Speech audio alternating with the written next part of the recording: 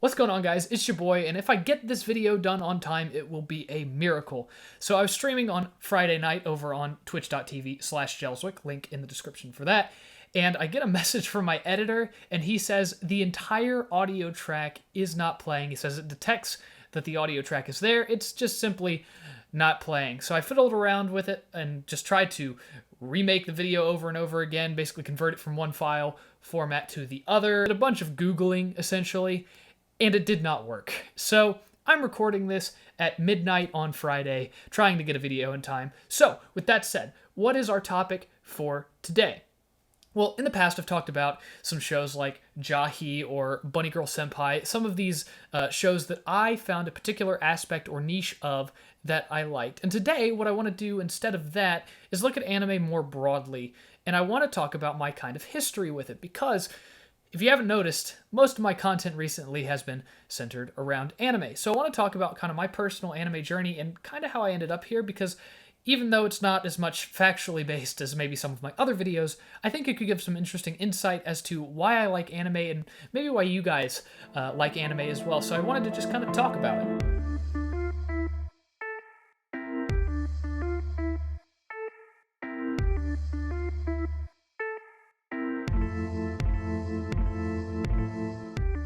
My kind of anime journey began when I was probably 15 or 16 with a little show, you probably have heard of it, called Bleach. And Bleach is a shonen show. It's very long, and I'll be honest, I just kind of heard of it through a couple friends of mine, and they were like, hey, there's this anime thing, you should check it out. And I was like, okay, I'll give Bleach a watch. And I get about 50 episodes in, and let me tell you, I had grown up with Pokemon, Yu-Gi-Oh, Sonic X even. And I knew that there was these very distinct cartoons, right? But I didn't exactly know that they were part of a greater genre, right? Because 10-year-old Grant wasn't thinking about those things. But that said, I watched Bleach when I was probably 15 or 16, and I saw it on Hulu before you had to pay to get the ad version. You got free with ads back in the day, back in my day. I'm an old man now. And I would watch an episode of Bleach maybe a couple times a week, right? And I got about 50 episodes in. I was in the Soul Society arc, a very good arc of the show. I didn't even finish it because I was 15 and had the attention span of a seahorse. So with that said, I did like it. And I did finally figure out that there was some kind of show that took the animations and kind of cartoony styles of something that I grew up with, but contributed more to the overall picture. Now, a lot of anime fans get kind of offended when you call anime cartoons, and I understand that because cartoons kind of have a negative or childlike connotation, but they are still animated, and that was the basis that I had. So I watched Bleach, loved it, right? But I just kind of got bored of it after a while. So I get maybe a year or two older, and I'm in my youth group. And let me tell you, youth groups, apparently a good place to get recommended anime, because I had a couple friends who were saying, yo, I've been watching this show called One Punch Man. It is about a guy who can defeat anything in one punch. And I heard that concept and I thought it was the stupidest thing I'd ever heard. Who wants to watch a superhero show about a superhero who's so powerful he can defeat anything in a single punch? But they insisted. These guys, they were like, no, it's really good. Just give it a chance. And I went back to Hulu with ads. And that is where I really kind of got into the storytelling aspect of anime, because it was such a bizarre and stupid concept that just shouldn't work, and yet it did. And it got me kind of hooked into the entire anime scene as a whole from a storytelling perspective, but I still didn't go out of my way to watch anime. If somebody recommended something, maybe I'd check it out or something, but I wouldn't have considered myself an anime watcher. I was a person who appreciated anime after watching a couple, right? And I, probably many people out there, maybe even you, I didn't really get into anime as a whole until a certain illness hit in the spring of 2020. And the reason for that gap wasn't because I didn't really watch, or want to watch anime rather. It was because I was pretty busy doing theater here that showed kind of Broadway caliber shows. And I loved it, but I couldn't partake in that anymore because live events were a thing of the past. And I'll be honest, I just don't see like filmed shows as being quite as good as actually going and seeing people sing show tunes live. There's just some difference factor there. I can't really explain it, but if you're a theater person, you know what I'm talking about. And so in 2020, I decided, out of just pure, I don't know, just curiosity, I saw this one meme, and it starts with smile, sweet. So, okay, if you have watched my channel at all, you know where I'm going with this. It's Blendess.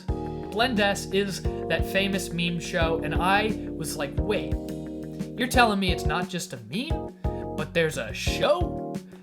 And in fact there was, which is pretty cool. So I gave it a watch, and I had very low expectations, but I watched it and I was like, oh, this is actually just kind of fun. It's just innocent, like, fun cafe shenanigans. I didn't really know the term slice of life yet, but I did know that it was like a pretty casual thing, and it wasn't anything that you should take all that seriously, but I knew I enjoyed it. And so I decided, after watching that, I figured out what a slice of life was. I was like, okay, maybe I should watch another slice of life to maybe get more of this kind of emotion that I was getting, this kind of pleasant happiness that I was getting from Blendess. And I moved on to a little show called Your Lie in April. No, I'm not kidding. And I was working at a part-time job at the time at a retail store. And I remember I finished Your Lie in April over the summer at some point. It had been like a couple months into working that summer job. And I remember just walking into work after binging the last like 8 episodes all in one day, and I could not function at work the next day because I was just like, holy crap, there's something that resonates with me.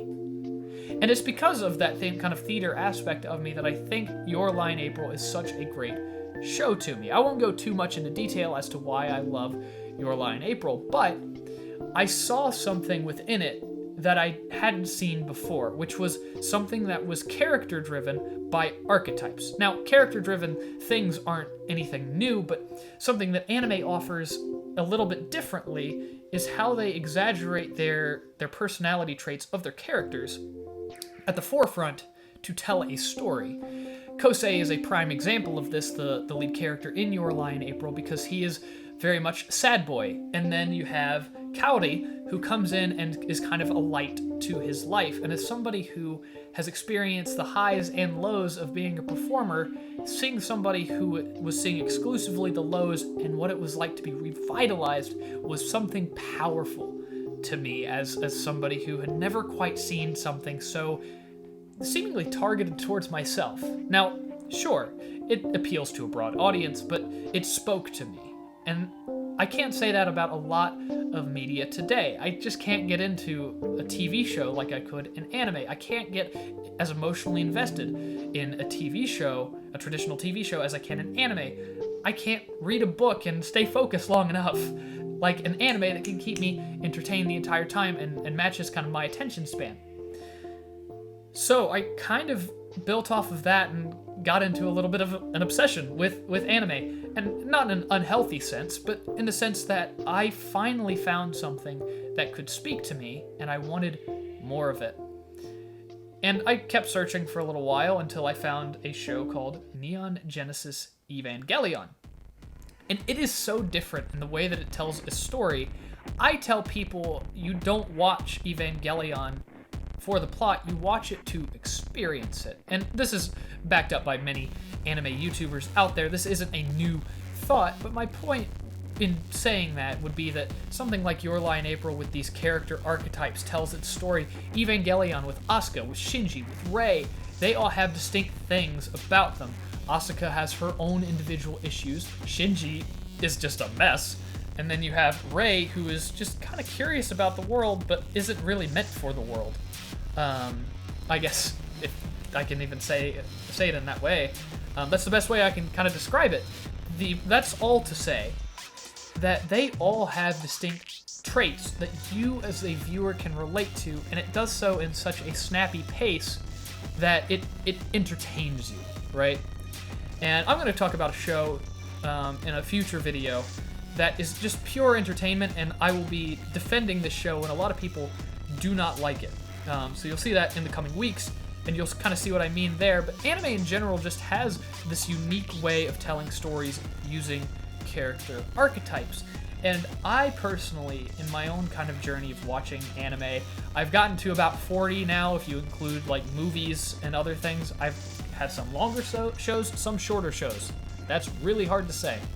But all of that said, it's because of its unique way of telling stories that it keeps me invested. Because I can't tell you the amount of times that I say to my parents, like, hey, you should watch this anime, I think it's really cool, and they just give me like the I don't care about anime, and it's because the storytelling is really different, and it's something that's growing a lot, which tells me that for people of my generation and young people in general are seeing this unique method of storytelling and really relating to it.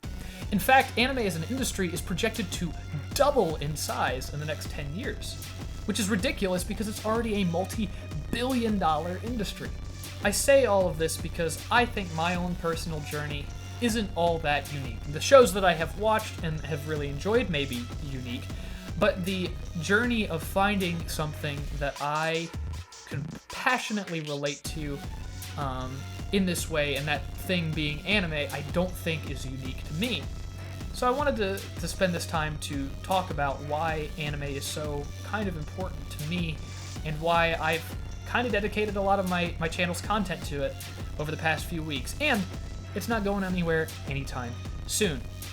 That's pretty much all I got for this week. As I said, this has kind of been a disaster in the making just because of how things have gone with my previous videos' audio, so I hope that you enjoyed my quick little rant here. I've got a script ready for next week's video, and hopefully I'll have scripts ready for future videos.